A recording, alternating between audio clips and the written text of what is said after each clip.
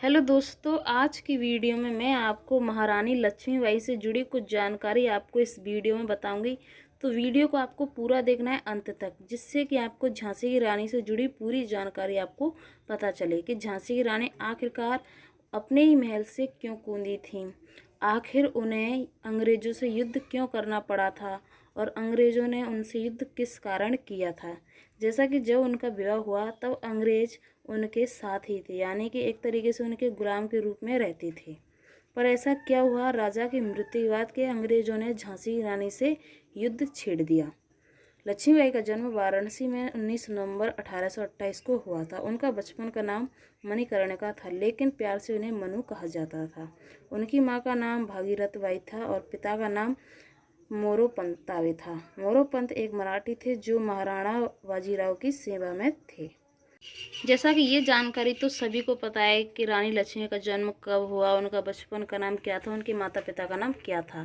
दोस्तों, आप इस जगह को देख सकते हैं। ये उस समय जैसे कि राजा महाराजा होती हैं, यहाँ पर बैठ के वो इंसाफ किया करते थे, जैसे कि सही बुरे का फ़र्क बताते थे। अब दोस्तों, आपके दिमाग में क्वेश्चन होगा कि रानी लक्ष्मीबाई का विद्रोह अंग्रेजों के साथ किस कारण हुआ था।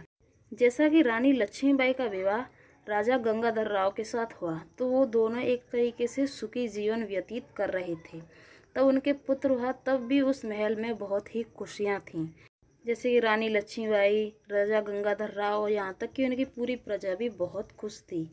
पर जब जैसे कि उनके दुश्मनों का षड्यंत्र उन्होंने रचा, उनके पुत्र की अकाल मृत्यु हो गई, तो राजा एक तरीके से पूरी तरीके से टूट चुके थे। उनके जीने की चाह नहीं थी और उनकी भी उनके शोक में मृत्यु हो गई, यानी कि राजा गंगाधर राव की भी मृत्यु हो गई। झांसी की रानी लक्ष्मीबाई अकेली पड़ गई थीं, उनके साथ कोई भी नहीं था। लेकिन झांसी की रानी के जैसे पुत्र की मृत्यु उसके बाद में राजा गंगाधर राव ने एक पुत्र गोद लिया, यानी कि उसी प्रजा में से वहाँ का जो गांव था वहाँ से एक पुत्र गोद लिया और उसे अपना पुत्र का दर्जा दिया और उसका नाम था दामोदर दास, जिन्हें राजा ने अपना नाम दिया था। गोद लेने के बाद राजा की भी मृत्यु हो गई, तो झांसी की रानी ने दामोदर दास को यानी कि झांसी का राजा बनाया। तो ये मांग अंग्रेजों को नहीं पसंद थी, यानी कि उन्होंने इस फरमान को ठुकरा दिया। इसी कारण उनके बीच जंग हुई। जैसा कि झांसी की रानी से मना कर दिया गया कि यहाँ पर सिर्फ इस महल का वंशज ही राजा बनेगा, अन्यथा कोई नहीं। तब झांसी की रानी ने उनके विद्रोह कर दिया और तभी जैसे कि अंग्रेज़ों ने पूरी झांसी के किले को चारों तरफ से घेर लिया था और तोपों से उस महल को यानी कि तोड़ फोड़ दिया था। पर झांसी के महल की दीवारें बहुत ही मजबूत थीं।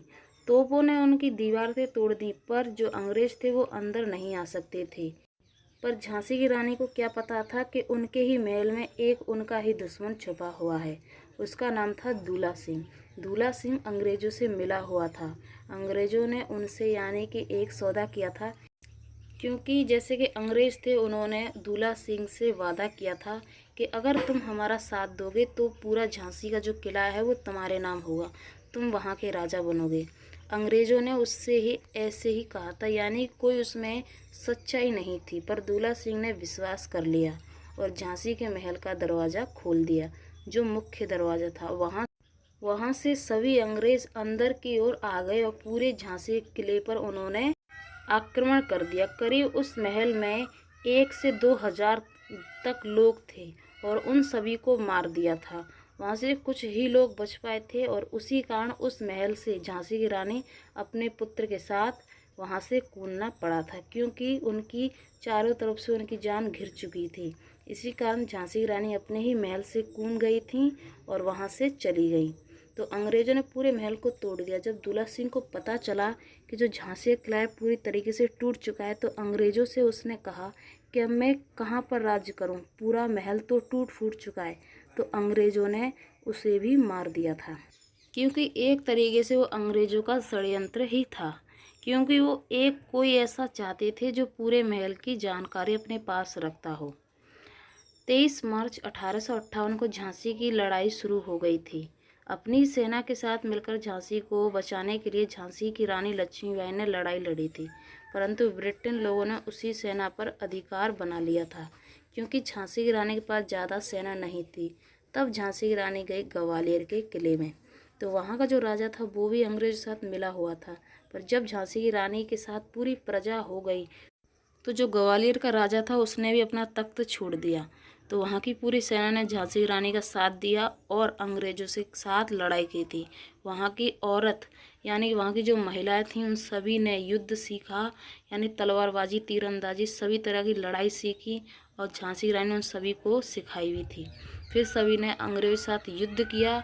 युद्ध होने के बाद यानी कि अचानक ही झांसी की रानी पर गोली यानी कि उनके सीने में गोली पड़ गई। उसके कारण झांसी की रानी वहीं पर गिर गई थी और जब उन्हें पता चला कि अब मैं अंग्रेज़ों के हाथ नहीं लगूंगी तो उन्होंने खुद ही अग्नि में यानी कि छलांग लगा ली और वहीं पर उनकी मृत्यु हो गई। तो अंग्रेज़ों ने सोचा कि यहीं पर मर चुके हैं, पर वहाँ से अंग्रेज़ जा चुके थे। तो वहाँ के जो झांसी की रानी के लोग थे उन्होंने झांसी की रानी को लेकर एक आश्रम में गए और वहाँ पर झांसी की रानी की मृत्यु हो गई। तो ये बात सत्य है कि झांसी की रानी की मृत्यु अंग्रेजों के द्वारा नहीं हुई थी। झांसी की रानी ने अंग्रेजों को सभी को मार गिराया था। तो जब उनके सीने में गोली लगी तो अचानक ही वे गिर गई, पर उन्होंने अपने आप को स्वयं जला लिया, ना कि वो किसी अंग्रेज के हाथों से मरी थी। तो दोस्तों, अगर आपको वीडियो पसंद आए वीडियो को लाइक और चैनल को सब्सक्राइब ज़रूर कर लेना। दोस्तों, आपको मेरे चैनल पर ऐसी इंटरेस्टिंग वीडियो देखने को मिलती रहेंगी। चलिए हम मिलते हैं नेक्स्ट वीडियो में।